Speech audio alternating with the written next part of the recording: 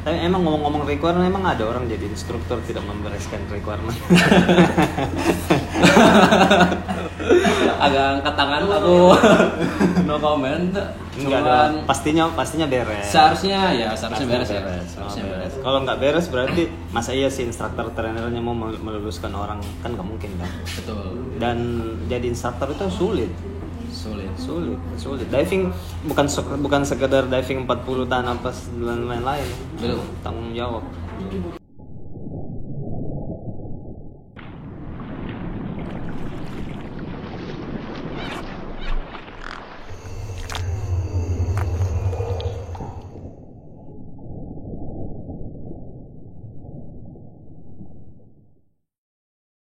Kira-kira kalau kita ngomong soal ini sekarang udah jadi instruktur. Yep. Kalau ada saran buat teman-teman nih, misalnya si A misalnya pengen jadi instruktur, apa nih yang harus mereka persiapkan selain membereskan requirement individu yang diving 40, statik 4 menit, dynamic 100, bla bla bla. Selain itu kira-kira apa nih Cap? Menurut Cap sendiri ya. Oke. Ini opini ya, Iya. bukan berarti ini, tapi ini opini. Oke.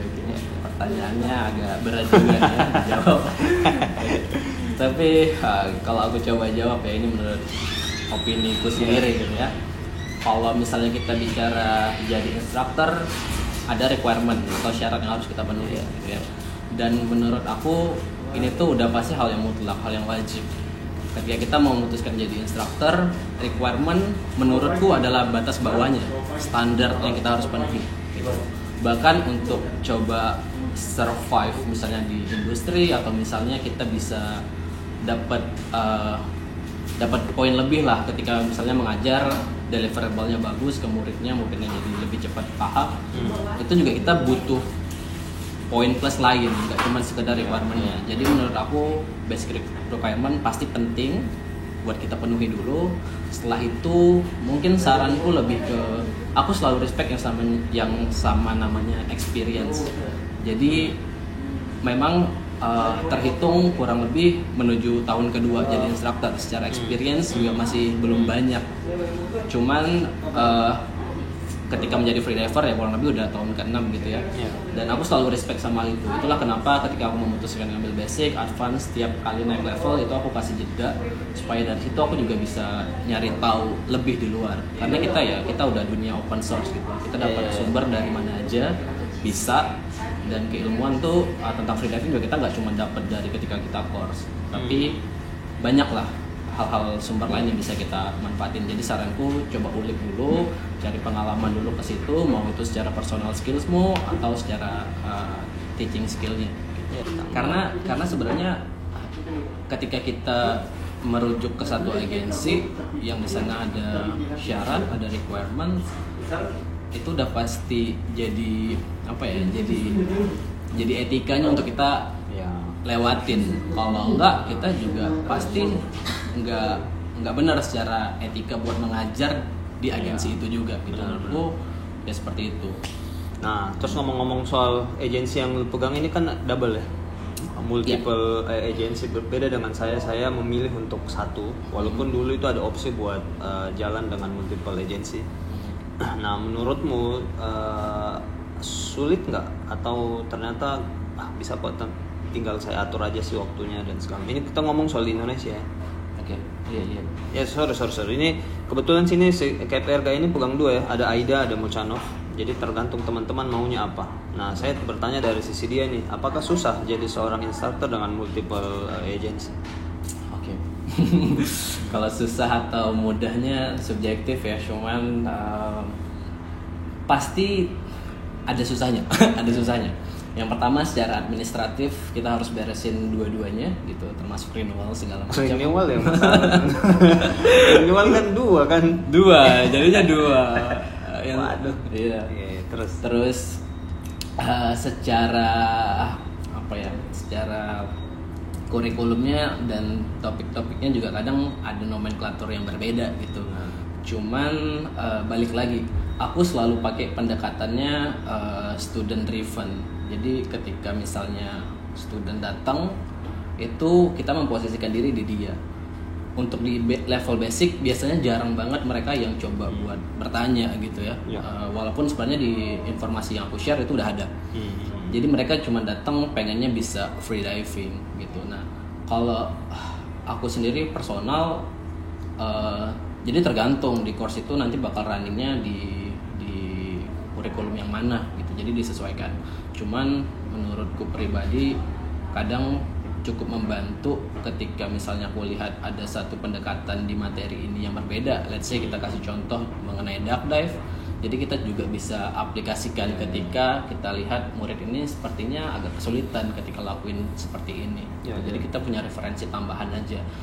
Untuk susahnya ya pasti jadi lebih susah karena kita juga mesti ngikutin aturan-aturan main di kurikulumnya gitu ya. Jadi otomatis kita sebagai instruktur juga harus up to date, melihat materinya, terus disesuaikan juga nanti pengajarannya gitu. Tapi prioritas nggak ada, dua-duanya tetap jalan. Dua-duanya tetap jalan sama gitu. Cuman kalau misalnya nggak ada request, biasanya aku kecenderungannya pilih salah satu.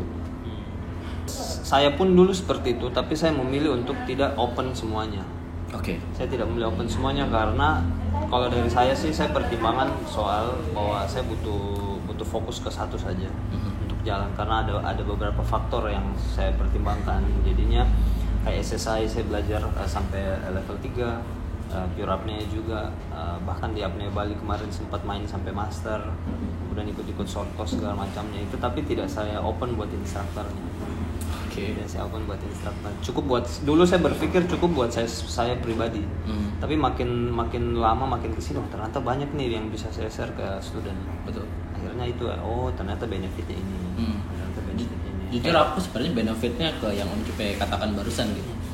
Poin utama aku lebih ke situ. Jadi kita punya banyak modul, banyak referensi aja. Benar. Oke, baik. Akhirnya jalan tuh Cap. Ini saya dengar akhirnya buat sekolah kan namanya Apnea Experience. Iya. Boleh cerita sedikit nggak kira-kira mengambil latar belakang nama itu apa dan visi misinya kira-kira apa nih, garis besarnya aja sih. Oke. Garis besarnya ya. Jadi kalau kita lihat dari namanya ya Apnea Experience, sebenarnya banyak alasan kenapa ini jadinya kesini gitu. Cuman mungkin buat teman-teman yang udah kenal aku lama, sebenarnya akun Apnea Experience ini dulu sebenarnya terbentuk dari dilematisnya Gen Z sekarang gitu ya, ketika main sosmed. Jadi saat itu aku emang udah bikin akunnya dari lama gitu. Karena waktu itu tujuannya sebenarnya buat ya karena rekreasional, pengennya di akun ini tuh ke posting yang underwater aja. Cuman kenapa akhirnya tercetus nama itu tadi, aku percaya kalau kita semua tahu lah, kita pahami dulu kalau misalnya guru terbaik adalah pengalaman gitu ya. Kenapa aku sangat respect banget sama waktu dan pengalaman di situ. Kemudian dulu karena kerjaannya juga masih berhubungan sama customer experience. Jadi ketika memutuskan untuk buat sekolah, concern aku juga ada di sana. Yang dimana ketika misalnya kita pakai kata experience, ada 3 indikator nih Om. Kalau yang aku lakukan gitu ya. Ada di mana pre-journey, saat dimana student sebelum mengambil course, kemudian in journey dan post journey-nya. Nah itu yang aku coba manage supaya pengalaman studentnya jadi lebih remarkable gitu. Menarik. Gitu sebenarnya filosofinya kenapa terbentuk nama ini. Gitu. Menarik. Jadi setelah jadi instruktur baru buat atau memang dari awal kayaknya saya pengen buat nanti namanya Apnea Experience?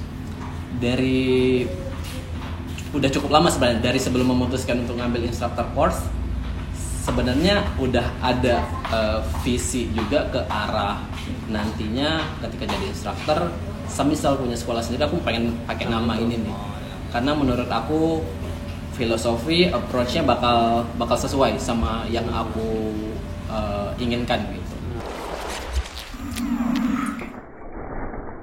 Gak usah buru-buru jadi instruktur, ngapain? Kalau saya tipe yang better lu prepare dulu semuanya. Bukan hanya soal skill ya, tapi bagaimana caranya lu maintain sesuatu di luar skillmu biar lu bisa tetap bertahan di industri ini.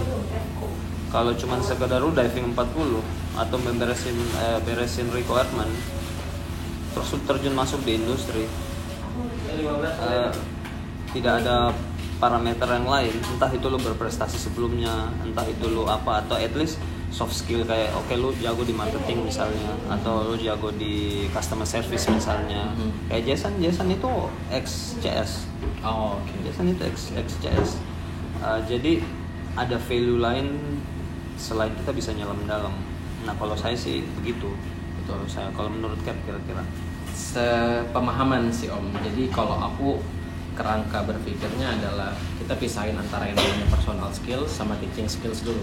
Jadi kita bisa lihat faktor mana yang bakal support kita di teachingnya, faktor mana yang bakal support di sisi personal skillsnya gitu, yang bakal mendukung gitu. Kayak tadi kita bicara digital marketing, mungkin bakal ke teaching, ke schoolnya bakal sangat membantu gitu, atau customer experience misalnya. Tapi kalau misalnya personal skill kan beda lagi gitu.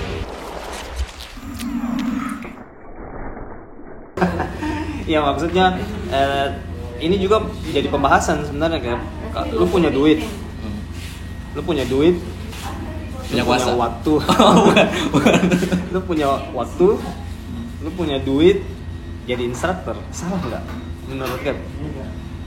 Oke. Aku nggak bisa langsung menilai antara salah dan benar sih ya Om, karena sebenarnya modal buat jadi instruktur juga sebenarnya itu termasuk gitu. Cuman nggak cuman itu kan, kita nggak bisa bicara itu sebagai faktor tunggal buat kita bisa jadi instruktur. Hal lainnya juga banyak gitu, knowledge misalnya, cara pendekatan kita ke murid bakal seperti apa, dan banyak lah. Benar. Paling itu aja sih Cap, apapun itu mudah-mudahan Cap Erga dengan Apnea Experience bisa lanjut terus bertahan di industri selama mungkin. Terus lahirin freelancer baru yang hebat-hebat. Amin. Kira-kira planning ke depan apa nih Cap? Ada target ke depan atau planning ke depan apa? Secara personal apa secara Apnea Experience nih bicara? Sekolahnya aja. Okay. Kalau bisnisnya aja, secara bisnis. Oke. Kalau secara sekolahnya ya, planning ke depan sih sebenarnya tetap ngejalanin apa yang udah aku plan dari awal, ngebangun sekolahnya gitu. Jadi tinggal kita bikin lebih matang lagi aja. Nanti kan tiap kali ada student yang gabung, members yang join, kan jadinya kita dapat banyak masukan juga di situ, banyak input. Nah, kenapa jadi student driven? Karena aku nanti apa yang aku kembangin buat plan kedepannya juga base-nya dari situ, gitu. Bukan kita mencoba buat kalau di tourism aku diajarkan buat kita kalau misalnya turis datang kita harus bikin dia senang sehingga nanti indikator berhasilnya ketika dia repeat lagi gitu, repeater lagi. Tapi di free diving juga kurang lebih ada sisi yang samanya, tapi dengan tetap ya mempertahankan nilai-nilai safety di free diving dan ilmu-ilmunya lah. Menurut aku kalau misalnya secara free divingnya ada yang kurang atau ada yang missing link, nanti ke tujuan mereka rekreasional apapun itu juga bakal nggak terpenuhi seingin sebagusnya gitu. Punya keinginan nggak ngajar di timur? pengen banget. Terutama sebenarnya aku agak berhutang sama Morotai sebenarnya karena belum balik lagi ke sana kan, tempat yang bikin aku free diving tapi belum balik ke sana. Cuman nanti, menarik nih kalau nanti Om Jupe bilang karena yang dari dulu suka traveling jadi suka ketemu orang lain, apalagi kalau dikasih kesempatan buat ngenalin free diving ya bakal seneng banget lah. Nanti. Kalau ada nanti ya kawan-kawan ya di Gorango Morotai siap ya, nanti kita ajak dia main ke sana. Kasih dia jatuh bareng berapa orang. Siap. Paling itu aja sih Cap. Masih ada lagi nggak sebelum kita tutup? Jangan lupa ya teman-teman kalau mau kunjungin Instagramnya Cap Erga ada di Pangisi nanti saya taruh di bawah sini, sama ada Apnea Experience itu buat sekolahnya. Ada website dan lain-lain nggak? Belum, saat ini kita fokusnya di situ aja. Atau langsung masuk di situ aja, bisa DM langsung direspon sama beliau. Oke? Atur waktunya kalian. Oke? Kurang lebih seperti itu. Sampai jumpa di video selanjutnya. Bye. Thank you.